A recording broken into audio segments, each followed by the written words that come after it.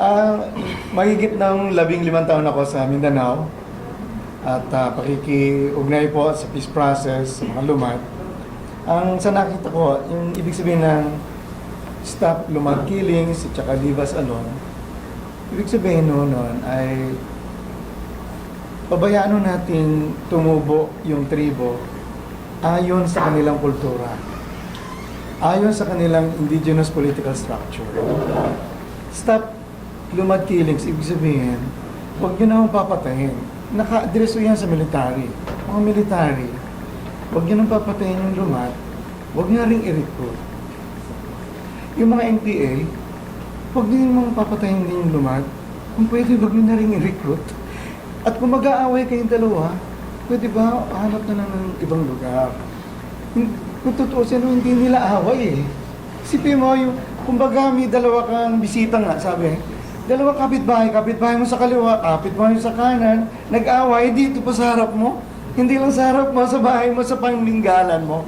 Tapos namamatay yung anak mo, pati pusa mo, pati aso mo, nasisira yung halaman. Ibig sabihin nun hindi naman sa huwag niyo pagpakialaman, kailangan din naman nila yung tulong. Kaya, ang ibig sabihin nun yan, kung meron ng mga malalaking mga issue, na hindi naman talaga issue ng pagtatanggol sa kanila, tigil na ho. Kaya ito panawagan, hindi lang basta alis yung military. Hindi lang yung mga armado na pinupuntahan ng inaatake ng military, baka pwede huwag na lang din dyan. Ang military, sir, pwede naman pakiusapan pa. Kaya nga, yung bang so, ngayon, bukod doon, yung ibang mga kumpanya na meron ding mga armas na pinoprotektahan yung kanilang mga korporasyon, pumapatay din eh. Nakakalungkot to. Yung ibang mga local politicians na, hindi naman lahat, na kumakampi sa armadong grupo o sa may mga private armies, pumapatay din eh. Oo. Father, so sinabi mo kanina, yung military huwag papatay, huwag i-recruit, NPA huwag papatay, huwag i-recruit. Does it mean merong recruitment yung military ang lumalas? Siyempre naman, katulad naman sabi nila, doon ka pupunta sa area, siyempre, una, kailangan mo ng tao. Pangalawa, hindi basta tao na, basta alagaan mo, alalayan mo pag-akit sa bundok. Yung mga magagaling sa bundok, siyempre marirecruit. Pero tignan natin dito ngayon, ito yung present. Titignan mo yung history, unang-una, dyan yung katutubo. Di ba?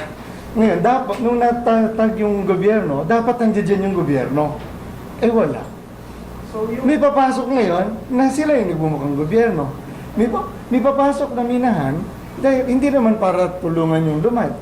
Bigyan mo nga ako ng mapa ng Mindanao, ng poverty map at saka mining map. Tignan mo kung ni-overlap kung saan yung maraming minahan, maraming laging, doon din maraming mahirap. Kung saan maraming mahirap, doon din malaking porsyento ng mga katutubo. Ibig sabihin, pumunta yung mga korporasyon, hindi para tulungan yung lumad, para kalkalin yung lupa.